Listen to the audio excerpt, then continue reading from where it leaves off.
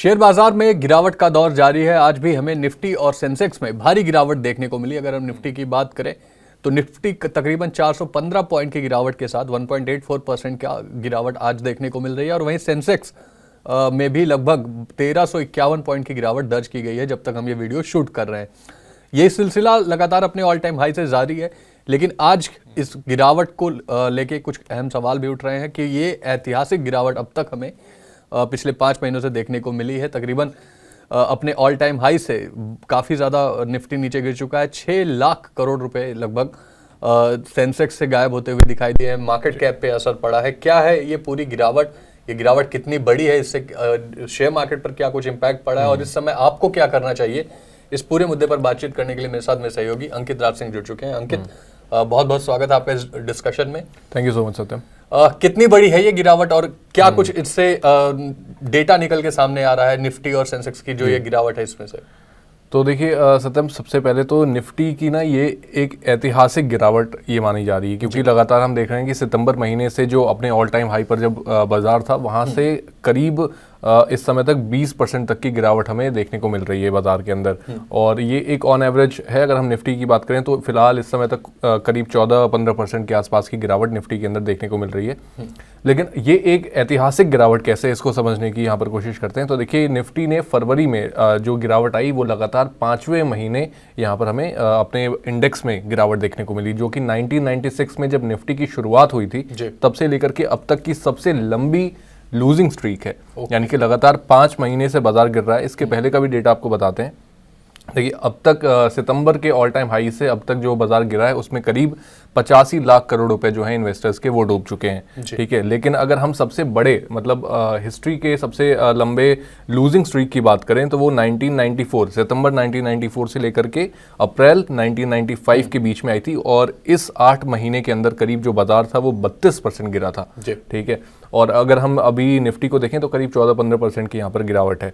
तो लगातार 8 महीने गिरावट होने के बाद 32% जो बाजार था वो अपने बॉटम वहाँ पर बनाया। उसके बाद से अब अगर हम निफ्टी की बात करें तो ये एक लूजिंग स्ट्रीक बनती जा रही है और यहाँ से अब कब रिकवरी आ सकती है, आई थिंक कि वो देखना आगे। जी, लगातार 5 महीनों से निफ्टी में गिरावट देखने को मिल रही है। सेंसेक्स का भी यही हाल है। आज 1000 पॉइंट से ज्यादा की गिरावट, 6 लाख करोड़ रुपयों का जहाँ तक एक्सपेक्टेड मार्केट कैप है वो वाइप होता हुआ दिखाई दिया। निवेशकों को नुकसान होता हुआ दिखाई दिया। जी।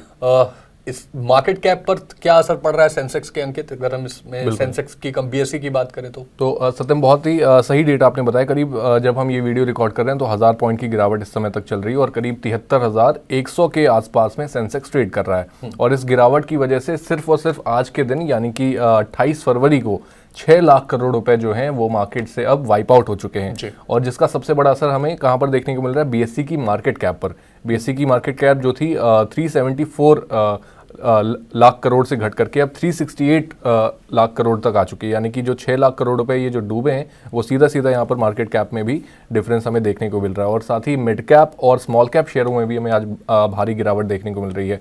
ग्लोबल जो क्यूज हैं वो भी सारी चीज़ें हमें खराबी नजर आ रही है, नेगेटिव ही है कहीं ना कहीं। तो ओवरऑल लगातार हमने देखा कि इस हफ्ते ही, और अगर इस पूरे महीने की बात करें तो फरवरी महीने में करीब 3.5% तक की गिरावट जो है वो हमें अपने ब्रॉडर इंडेक्स में हमें देखने को मिली है। तो यानी कि अभी तो थोड़ा मामला खराब है सत्यम जी। और लेकिन इस गिरावट के पीछे की रीजंस पर भी थोड़ी बात कर लेते हैं कि ग्लोबल क्यूज की बात की, वो कौन कौन से ग्लोबल क्यूज होंगे अंकित? क्योंकि एक FIIs की सेलिंग जो एक अहम रीजन है जिसके बाद से ये पूरा गिरावट शुरू हुई थी सितंबर के बाद से, वो तो बना हुआ है अभी भी। अगर फरवरी महीने में ही देखें तो लगभग 47,000 करोड़ से ज्यादा का FIIs ने सेलिंग कर दी है। और अगर जनवरी वगैरह में भी जाके आप देखेंगे तो वहां भी हमें ऐसा ही ट्रेंड दिखाई देता है। 87,000 करोड़ रुपए जनवरी में बेचे गए थे, उसके पहले 16,000 करोड़ दिसंबर में, फिर नवंबर में भी 50,000 करोड़, अक्टूबर में 1,14,000 करोड़ FIIs ने बेचे। तो ये ट्रेंड तो इनका चल रहा है।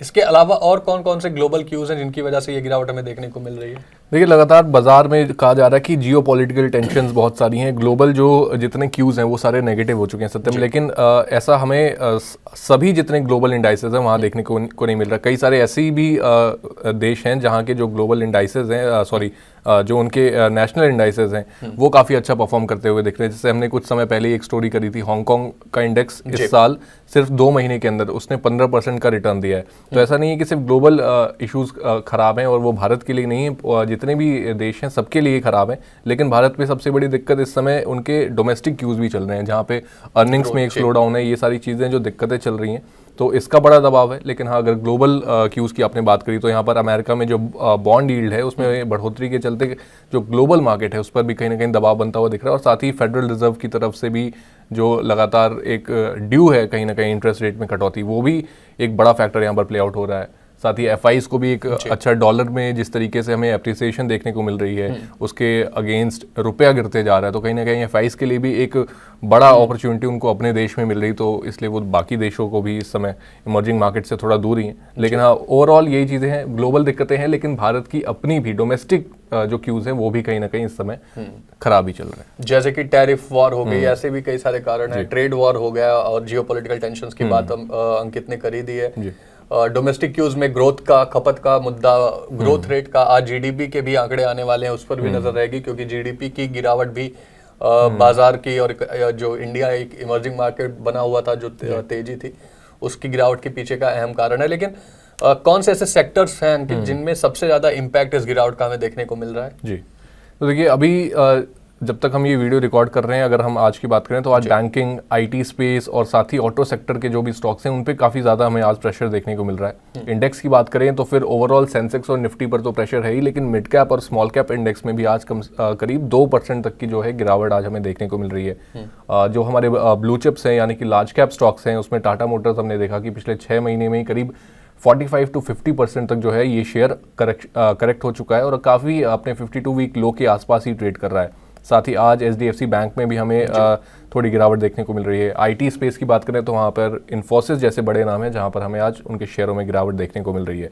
साथ ही रियल स्टेट स्पेस में भी और साथ ही साथ मेटल सेक्टर पर भी लगातार, जैसे हम टैरिफ की बात करें उसकी वजह से भी कहीं ना कहीं प्रेशर इन सेक्टर्स पर भी देखने को मिल रहा है, और साथ ही जो सेक्टर वाइज भी है और जो हमारे निवेशक हैं उन पर भी कहीं ना कहीं इस समय प्रेशर है कि जो उनके स्टॉक्स हैं, जो उनकी इन्वेस्टमेंट्स हैं, वो काफ़ी ज़्यादा इस समय दबाव में चल रही हैं। तो ऐसे में अंकित, रिटेल निवेशकों के लिए, जो हमारे दर्शक हैं, उनके लिए क्या कुछ एडवाइस रहेगी? उन्हें क्या करना चाहिए, संभल के चलना चाहिए अभी फिलहाल?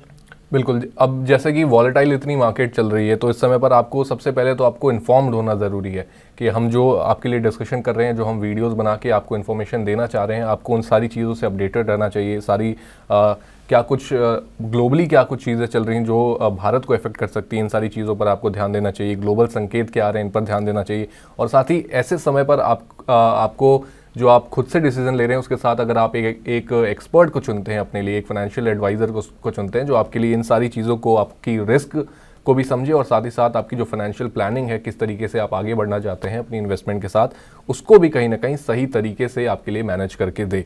तो इसके लिए आप सेबी रजिस्टर्ड जो एडवाइज़र्स होते हैं या जो एक्सपर्ट्स हैं उनकी सलाह ले सकते हैं। और साथ ही इस समय पर जब बाजार इतना वॉलेटाइल है और इतनी बड़ी गिरावट हमें बाजार में देखने को मिल रही है, तो आपको स्टॉक एडवाइजर्स जो आपको मिलते रहते हैं टेलीग्राम और व्हाट्सएप चैनल्स के थ्रू, उनसे भी कहीं ना कहीं बच के रहना चाहिए, क्योंकि जो भी लोग हैं वो इस तरीके से अब मार्केट को इस गिरावट में कहीं ना कहीं मैनिपुलेट करने की कोशिश करेंगे और आप उसमें कहीं ना कहीं फंस भी सकते हैं। तो आपको इन चीज़ों का खास ख्याल रखना चाहिए। जी, तो ऐसी मार्केट में निवेश करने के से पहले जरूर एक्सपर्ट की राय लें, अपने फाइनेंशियल एडवाइजर से जरूर सलाह लें, और उसके बाद ही कोई इन्वेस्टमेंट करें। सेबी रजिस्टर्ड अगर एडवाइज़र नहीं है तो टेलीग्राम और व्हाट्सएप से, इंस्टाग्राम से बिल्कुल ही उनसे कॉल्स ना लें, क्योंकि इस चक्कर में आप अपना बहुत ही कीमती पैसा गंवा सकते हैं। फिलहाल आज मार्केट में गिरावट देखने को मिल रही है, और क्यों ये गिरावट अहम है, अभी तक की गिरावट का क्या कुछ डेटा था, ये सब कुछ आपके सामने अंकित ने बखूबी रखा। अंकित, थैंक यू सो मच हमारे साथ जुड़ने के लिए।